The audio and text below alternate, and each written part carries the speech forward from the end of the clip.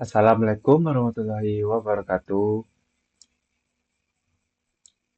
Perkenalkan nama saya Fikri Oktay Rawanda dengan NIM 230655025 dari Prodi Pendidikan Teknik Elektronika. Nah, di sini saya dapat tugas akhir menjelaskan tentang apa itu Global System for Mobile Communication. Nah, tugas ini merupakan tugas dari mata kuliah Teknik Radio. Nah, langsung aja nih kita masuk ke materi. Yang pertama, GSM. Seperti yang di belakang ini, GSM.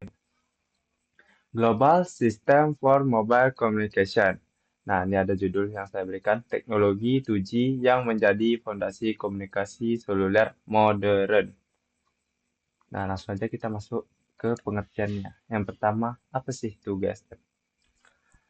Nah, GSM ini merupakan sebuah standar. Nah, teman-teman kayak kita nih bisa ngira-ngira nih dari artinya aja ya. Global yaitu dunia, sistem itu aturan atau standar, itu mobile itu mobile communication itu komunikasi seluler atau digital. Ya, eh, komunikasi digital atau seluler. Nah, itulah. Jadi cara itu artinya tuh GSM ini merupakan apa namanya? Merupakan kayak standar atau aturan dari teknologi komunikasi seluler digital. Nah, generasi kedua yang banyak digunakan secara luas di seluruh dunia. Nah, GSM ini bisa lah dianggap kayak sebagai bahasa yang disepakati gitu oleh perangkat seluler dan jaringan untuk bertukar data. Nah, GSM ini biasanya karakteristiknya itu kayak dengan adanya keberadaan SIM ini kayak yang di foto ini SIM card. Nah, SIM ini yang kepanjangannya itu subscriber identity mobile. Nah, SIM ini gunanya menyimpan data identitas pelanggan yang biasa dipanggil IMSI, lalu ada kunci autentikasi dan informasi dasar lainnya. Nah, lanjut kita bakal bahas sejarah singkat tentang GSM. Nah, pada awal mulanya GSM ini eh, pada tahun 1982 itu para ahli komunikasi berkumpul dalam konferensi yaitu CEP yang panjangannya European Conference of Portal dan Telecommunication Administration CEPT. Nah, di sini mereka membincangkan bagaimana mengatasi masalah infrastruktur seluler analog yang nggak compatible antar negara. Nah, pembentukan grup spesial mobile ini atau GSM bertujuan untuk menciptakan sebuah standar digital seluler antar komunikasi analog yang berbeda antar negara. Nah, pada 1992, setelah melalui proses yang cukup lumayan panjang ya 10 tahun, proses penelitian dan pengembangannya oleh ETSI, European Telecommunication Standard Institute. Nah, GSM ini secara resmi diluncurkan secara komersial pada tahun 1992. Tapi pada awalnya tuh GSM ini hanya ada di daratan Eropa, belum sampai ke daratan Asia, Afrika, dan Amerika. Tapi dalam beberapa dekade berikutnya, adopsi EGSM ini kayak meluas ke berbagai dataran seperti Asia, Afrika, dan Amerika. Nah, pada pada tahun 2005 ini, jumlah pengguna atau pelanggan GSM ini sudah mencapai 1,5 miliar pengguna. Kayak itu adalah sebuah dominasi global dari GSM. Nah, jadi pada pertengahan tahun 2000-an tuh udah lebih dari 80% jaringan seluler di dunia ini makai GSM ini sebagai fondasi Makanya pada tahun 2005 itu sudah bisa sekitar 1,5 sebagai pelanggan GSM ini. Nah, GSM ini sudah distandarisasi oleh ETSI. ETSI ini menerbitkan serangkaian dokumen standar seperti ETSI N301-511 untuk mengatur hal-hal teknis dan aspek keselamatan radiasi. Nah, standar ini juga terus diperbarui hingga versi 12.1.1 yang saya tahu hari ini. Lalu kita masuk ke arsitektur jaringan GSM, yaitu ada MS, Mobile Station, BSS, Base Station Subsystem, NSS, Network Switching Subsystem, OSS, Operation Support System. Nah, kita bakal bahas pertama itu MS, Mobile Station. Ya, Mobile Station. Mobile Station ini mencakup dua.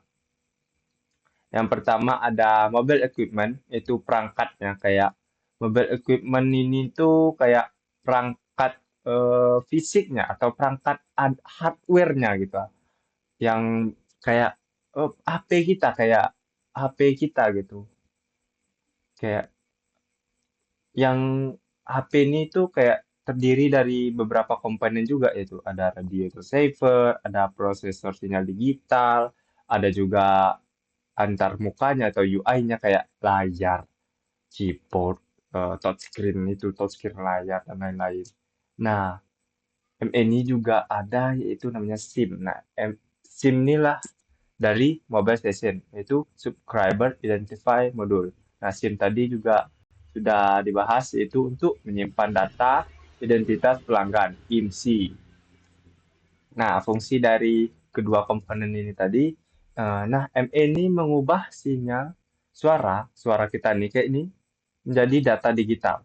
Lalu melakukan modulasinya untuk dikirim melalui gelombang radio. Nah, SIM ini memastikan hanya perangkat yang terdaftar yang bisa mengakses jaringannya. Gitu. Lalu kita masuk ke selanjutnya ada BSS. Ada dua komponen BTS dan BSC. Nah, MSC ini menjadi jembatan ke sistem pusatnya. Yang pertama kita bakal bahas yaitu BTS. Di sini disclaimer dulu ya teman-teman. BTS bukan grup idol K-pop, tapi BTS ini merupakan tower. Nah, itu dia. Kalau bagi anak teknik radio di sini, BTS merupakan Base Receiver Station. Nah, ini BTS ini berfungsi untuk memancarkan dan menerima sinyal radio ke dari dan ke si MS ini mobile station ini tadi dalam cakupan sel-sel. Nah, biasanya BTS ini terdiri dari antena, pemancar, penerima. Lalu yang kedua ada BSC, Base Station Controller. Nah, BSC inilah yang nyambungin PTS ke Mobile Switching Center, MSC di NSS. Nah, kayak BSC ini bertindak sebagai otak dari sekelompok BTS. Nah, mengatur kayak frekuensi, handover atau pindah sel, itu bisa disebut pindah sel, dan alokasi kanal radionya. Nah, BSC ini dianggap sebagai core lalu lintasnya, yang kayak mutusin mana jalur terbaik untuk sinyal seluler ini gitu. Nah, lanjut kita masuk ke NSS. Nah, di sini ada 4. Yang pertama MSC, HLR atau VRR, lalu AUC dan EIR, lalu ada OSS selanjutnya. Oh, maaf. Lalu kita bahas apa itu MSC. Aduh. Nah, MSC ini merupakan pusat, nah, kayak pusat pengalihan panggilan kayak switching utamanya. Nah, dia ini kayak tugasnya tuh kayak untuk ke nge-setup dan tear down panggilan kayak mengatur rute panggilan keluar sama masuknya. Nah, dia juga gunanya untuk kayak terhubung ke jaringan PSTN atau telepon tetapnya atau operator GSM yang lainnya. Lalu juga MSC ini juga gunanya untuk koordinasi dengan PLR dan HLR dengan mengautentikasikan pengguna dan menentukan lokasi terkini si pengguna tersebut. Lalu kita di sini ada HLR. Pertama kita bahas HLR dulu ya. Aduh, kemencet, maaf. HLR itu Home Location Register. Nah, Home Location Register ini basis data permanen yang menyimpan informasi tentang eh, langganannya. Atau ini bisa disebut IMSI tadi, kayak dia yang nyimpan IMSI, nomor telepon, atau MSISDN, atau paket layanan, atau preferensi nada darinya, dan data lain terkait identitas si pelanggan ini. Nah, HLR ini kayak mantau lokasi terakhir pelanggan dengan mencatat MSC mana yang sedang melayaninya. Lalu eh, ada V ya, V bukan F. V, Visitor Location Registration. Tadi Home Location Register. Nah, Visitor, sebuah basis data yang sementara menyimpan identitas dan lokasi pelanggan yang sedang berada pada cakupan suatu MSC tadi. Nah, saat si mobile system ini berpindah ke area MSC baru, eh, Visitor Location Register ini bakal membuat catatan sementara, sementara HLR-nya ini akan memperbaruinya secara otomatis. Nah, jadi ini kayak kayak kayak misalnya dia apa nih, kayak dia nyatat sementara aja sebelum si AR ini memperbarui secara otomatis gitu. Nah, lalu ada AUC, Authentication Center. Nah, authentication ini menyimpan salinan kunci rahasia yang ada di SIM tuh, kayak dia yang nyimpan gitu kunci cadangannya. Nah, ini digunakan untuk memvalidasi, autentikasi, dan menghasilkan session key-nya tuh untuk mengenkripsi data atau eh, pesannya atau informasinya tadi. Lalu ada EIR. Nah, EIR atau Equipment Identifier Register. Nah, Equipment Identifier Register ini menyimpan daftar email. Nah, inilah yang kayak sering dibahas kan. iPhone-nya daftar email dulu karena dari luar negeri. Nah, itulah AIR. Itu AIR gunanya untuk menyimpan email, yaitu International Mobile Equipment Identity. Nah, email ini bisa memblokir perangkat yang dilaporkan hilang atau curian. Kayak dia bisa kayak email email ini bisa memblokir gitu perangkatnya. Kayak anggap analoginya ya HLR sama VLR ini. Kayak kita bahas HLR sama VLR tadi. Kayak HLR ini kayak buku telepon pusat yang menyatat semua pelanggan dan detailnya. Nah, sementara si VLR ini cuma buku catatan kecil yang cuma menyatat pelanggan yang sedang berkunjung aja. Jadi kayak catatan kecil aja, kayak nyatat sementara baik, nanti baru dipindahin ke buku yang besar gitu. Ah, ah. Lalu kita bahas juga OSS, Network Switching, eh Network Switching, salah-salah, Operation Support System atau OSS. Nah, di sini OSS ini fungsinya untuk mengelola pemeliharaan jaringan. Jadi pemantauan kinerja dari ini, terus penjadwalan pemeliharaan secara rutin. Nah, OS ini juga menyediakan laporan statistik dan mengatur konfigurasi BSC atau BTS. Nah, OSS ini juga membantu tim operasi melakukan optimalisasi jaringan. Nah, kayak OSS ini ibaratnya tuh kayak ruang kontrol lah di stasiun kereta. Nah, dia tuh kayak dia yang monitoring semua aktivitas, kayak dia yang mantau semuanya, ngawasin antrian kereta, trafficnya, terus mastiin peralatannya kayak sinyal, rel, dan lain-lain. Itu semua berjalan dengan baik. Jadi kayak dia tuh kayak ruang kontrolnya gitu, yang bisa monitoring semua aktivitas. Nah, di sini kita bakal masuk gimana sih GSM ini bekerja.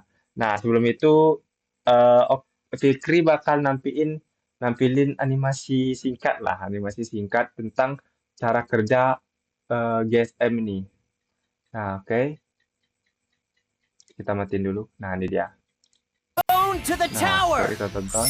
Terus masuk ke BTS-nya ada juga di sini. It's coming in. Nah, dia terima secara itunya. Coba kita play From lagi. my phone to Kayak the dia tower. ngirim ke BTS, lalu BTS ini ngirim, dia masuk nyari ke yang tower lain gitu, yang terdekat sama penerimanya.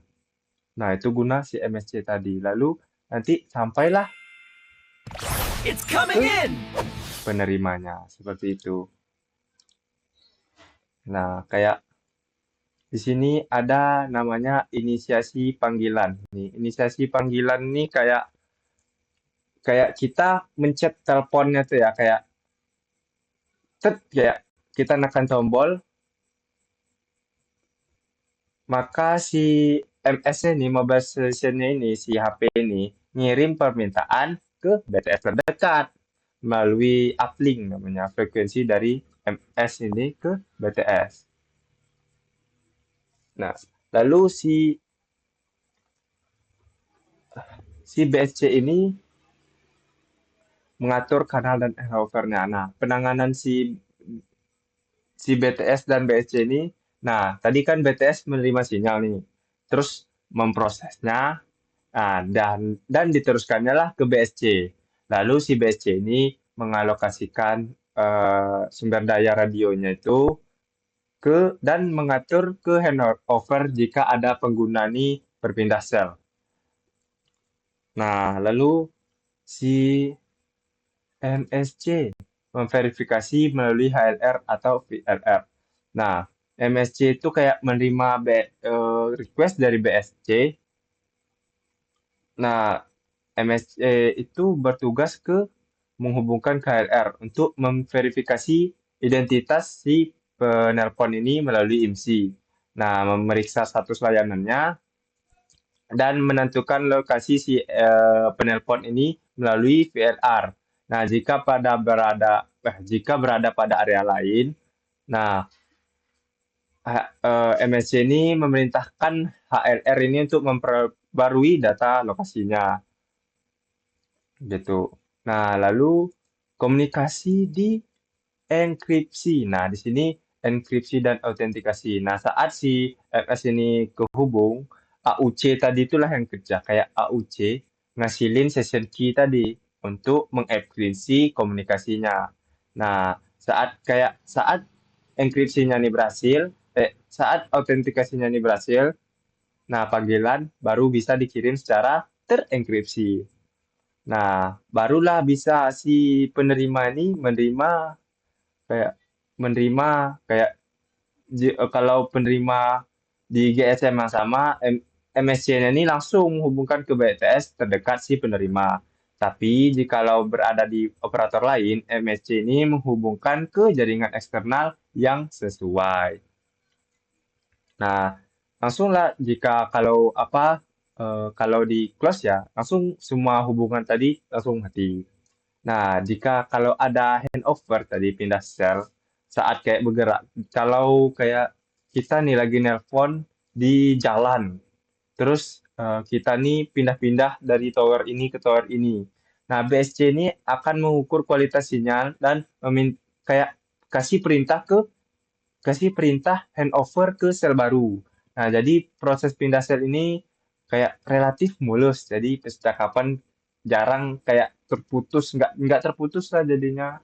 Jadi gitu. Nah, kalau udah ini sesi ditutup setelah selesai kayak kita udah mencet close. Nah, saat pencet close, si MS ini mengirim sinyal disconnect ke BTS. Lalu BSC melakukan sumber daya radio dan memberitahu bahwa eh, MSC bahwa untuk menutup sesi ini. Nah, si MSC ini memperbarui status yang penelpon ini di FLR off. Nah, dan mencatat pengguna panggilan untuk penagihan selanjutnya gitu. Nah, gitulah kira-kira cara kerja GSM. Lalu kita masuk ke teknologi dan fitur yang ada di GSM tadi. Nah, tadi juga udah sempat sih kita bahas ini semua kayak teknologinya, yaitu 90, 1800, dan 1900 MHz. Nah, frekuensi ini kalau 900 ini biasanya digunakan di negara Eropa, kayak negara-negara Eropa, Asia, Afrika, karena jangkauannya lebih luas dan cocok untuk wilayah pedesaan. Sedangkan 1800 MHz ini biasanya digunakan di perkotaan Eropa, Asia, dan beberapa negara lainnya. Kapasitas node-nya lebih tinggi, tapi jangkauannya lebih pendek. Sedangkan 1900 MHz ini digunakan di Amerika Utara dan sebagian di Amerika Selatan. Nah, pengaruh frekuensi ini, kalau frekuensinya lebih rendah, jangkauannya lebih luas, tapi penetrasi sinyalnya lebih baik ke dalam bangunan. Sedangkan kalau frekuensinya lebih tinggi, kapasitasnya lebih besar, kayak besar pengguna dalam area kecil tersebut, tapi jangkauannya kayak ke bangunan tuh menurun. Lalu ada modulasi GMSK yang efisiensinya tinggi. Uh, Pada dasarnya GMSK ini atau Gaussian Minimum Shift Keying kayak modulasi digital di mana data binar bentuk sebuah perubahan fase pada sinyal carrier-nya dengan bentuk filter Gaussian, makanya namanya Gaussian. GMSK ini menghasilkan spektrum yang rapat sehingga penggunaan frekuensinya menjadi lebih efisien dan mengurangi interferensi antar kanal. Nah, keunggulan GMSK ini kayak efisiensi spektrumnya tinggi kayak tadi tuh. Terus konsumsi dayanya rendah. Lalu ketahanan terhadap noise-nya kuat. Gitu. Lalu ada enkripsi tadi, enkripsi keamanan. Ada A51 dan A52. Autentikasi. Setiap kali kayak perangkat ingin terhubung, eh, perangkat ini ngirim IMSI ke MSC. Nah, kemudian MSC itulah yang memverifikasi ke AUC. Nah, AUC itu yang ngirim challenge ke MS-nya nih, yang penelpon. Nah, si penelpon ini menghitung respons menggunakan kunci rahasianya pada SIM. Nah, kalau responnya ini sesuai, nah, makanya autentikasinya berhasil. Itulah cara kerja singkat autentikasinya tuh. Lalu enkripsinya A5 strip 1 dan A5 strip 2 nih. Setelah autentikasi itu nama algoritmanya A5. A5 strip 1 ini lebih kuat. Sedangkan yang digunakan di Eropa atau Amerika itu A5 strip lebih kuat yang A5.1. Biasanya digunakan di Eropa atau Amerika. Sedangkan A5 strip 2 kayak lebih lemah dan beberapa kelemahannya diketahui. Nah, tujuan autentikasi sama enkripsi ini melindungi kerahasiaan kayak suara dan data saat melalui udara. Air interference. Nah, lalu ada layanan. Nah, layanan utamanya banyak sih. Pasti teman-teman juga tahu ya. Yang pertama paling dasar, voice call, nelpon. Lalu ada SMS, source message service, kayak teks. Lalu ada GPRS ini General Packet Radio Service. Ini untuk browsing ringan, ini kayak dua, kayak ini jaringan lama lah. Terus ada Edge, ini jaringan lama juga, Enhanced Data Rate for GSM Evolution. dan layanan lain kayak kayak sekarang tuh ada 3G, 4G, dan 5G.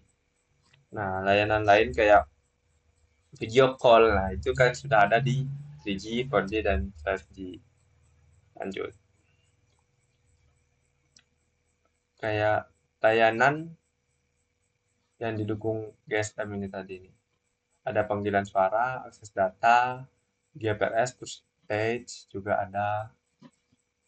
Nah, keunggulan GSM ini. Kayak keunggulan dari Global System Communication. Eh, Global System for Communication. Global System for Mobile Communication. Salah, maaf. Keunggulannya itu pertama ada di standar global dan mudah roaming internasional. Kayak lebih dari 80% operator di dunia ini kayak pakai GSM nih kita. Pengguna ini dapat menggunakan ponsel di banyak negara kayak tanpa perlu ganti mode jaringannya. Contohnya kayak penggunaan kita nih Telkomsel di Indonesia kita bisa pakai biasa kayak pas kita ke luar negeri kita bisa pakai layanan roaming gitu. Yang kedua ada fleksibilitas SIM card atau SIM card yang fleksibel. Nah, SIM card ini memisahkan identitas pelanggan dari perangkat. Nah, pengguna jadi bisa berganti-ganti perangkatnya gitu dengan tetap menggunakan SIM yang sama tanpa perlu ganti nomor teleponnya. Lalu ada biaya infrastruktur dan perangkat murah. Uang, uang, uang. Nah, karena didukung oleh jutaan pelanggan di seluruh dunia, produksi ponsel GSM sama BTS ini kayak jadi masif, jadi massal. Jadi itulah yang buat harganya lebih terjangkau. Nah, ketersediaan teknisi pun banyak sekarang sehingga biaya perawatan atau maintenance itu jauh relatif lebih rendah. Lalu ada efisiensi spektrum dan kualitas suara. Nah, kualitas suara dan efisiensi spektrum. Nah, GMSK dengan kodek suara itu lebih efisien. Nah, jadi menyediakan kualitas suara yang superior dibandingkan sistem analog. Nah, pemakaian TDMA, Time Division Multiple Access, nah memungkinkan kayak pengguna berbagi satu frekuensi dengan membagi-bagi waktunya. Jadi kayak kualitas audionya bagus dan efisiensi pada spektrumnya juga. Lalu ada kompatibel dengan berbagai teknologi. Nah, banyak kayak teknologi pendukung sekarang ini meningkat eh, meningkat kayak selalu meningkat lagi tuh kayak banyak kayak kayak sekarang HP 5G tetap dukung 4G dan kayak gitu jadi kayak terus meningkat yang berkembang gitu.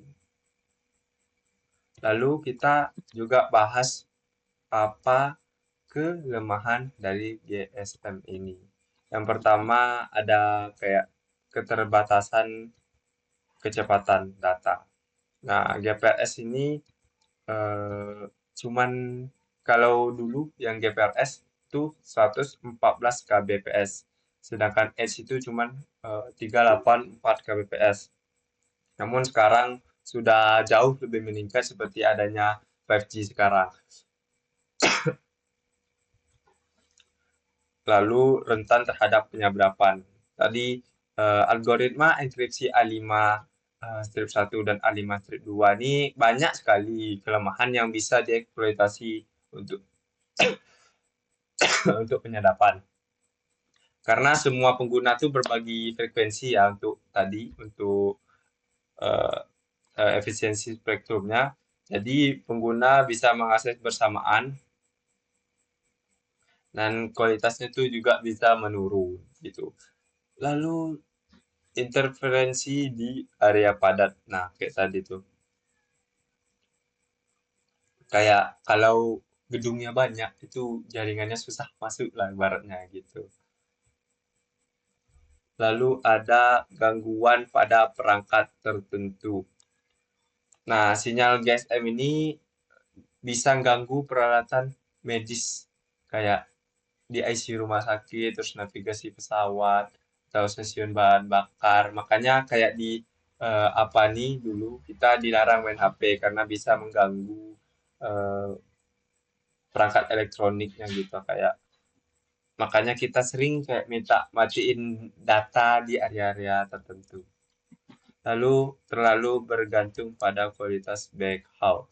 Nah, performa jaringan GSM ini sangat-sangat bergantung pada kualitas saluran backhaul, kabel, serat optik, dan microwave link antara BTS, BSC, lalu MEC.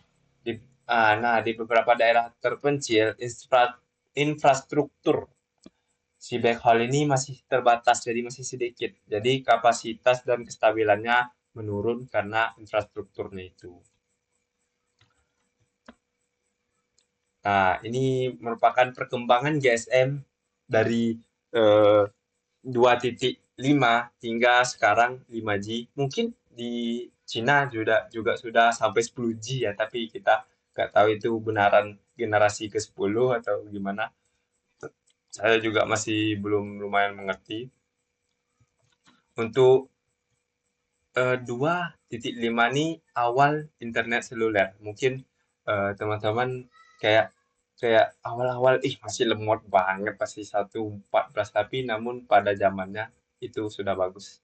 Kayak 2.5 ini peningkatan teknologi di atas GSM kayak awal dari semuanya tanpa perubahan dari infrastruktur yang lama radio dasar.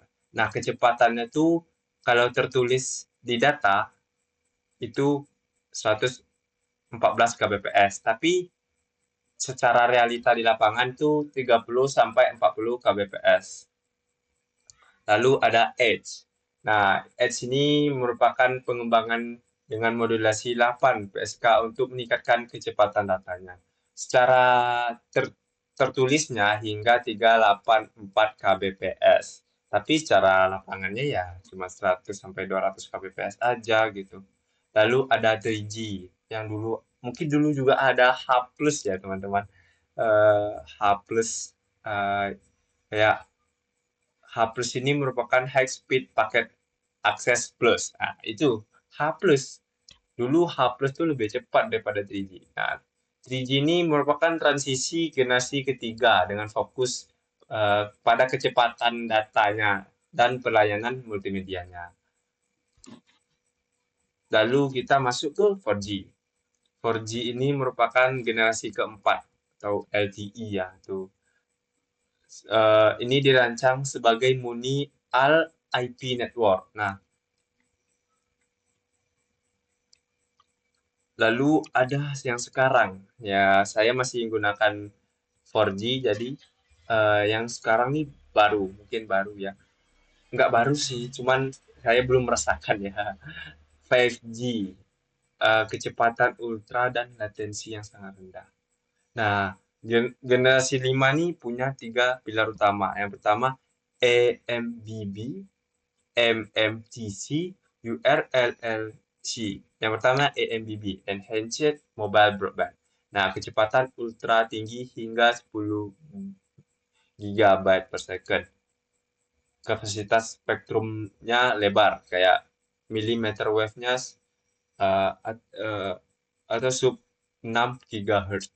Lalu ada Massive Machine Type Communication. Nah, ini mendukung konektivitas IoT massal kayak jutaan perangkat per kilometer dengan daya yang rendah. Lalu ada URLLC, yaitu Ultra Reliable Low Latency Communication. Latensinya kayak rendah banget. Jadi Anda lah kayak untuk aplikasi kendaraan otonom, telemedicine, dan lain-lain. Kira Nah, di sini ada perbandingan. Lalu kita masuk ke selanjutnya. Ada perbandingan GSM dengan CDMA atau operator lainnya ya. Di sini kita bahas nih, akses TDMA atau FDMA, sedangkan di sini ke yang CDMA kode unik untuk akses. Lalu untuk SIM, kalau yang GSM ini wajib, sedangkan yang CDMA ini dulu enggak. Lalu untuk globalnya GSM ini sangat luas ya. Tadi sudah dibilang sangat luas.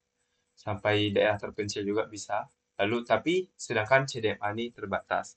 Nah, kecepatannya yang dulu yang 2.75 itu bisa hingga 38 yang 2.5 itu bisa hingga 38 kbps, sedangkan yang CDMA ini bisa lebih cepat.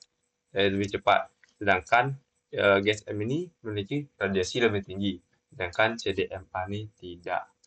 Nah, sekianlah materi dari saya, Fikri Okta Irawanda, tentang GSM. Mungkin hanya itu yang dapat saya sampaikan mengenai GSM. Jika ada salah dan janggalnya atau ada salah, boleh dikoreksi di kolom komentar oleh teman-teman. Jika ada saya salah kata atau salah informasi ya, itu tidak masalah. Itu adalah salah riset saya. Jadi boleh di komen ataupun di chat pribadi. Ya, ini ada IG juga. Nah, sekian dari saya. Wassalamualaikum warahmatullahi wabarakatuh. See you.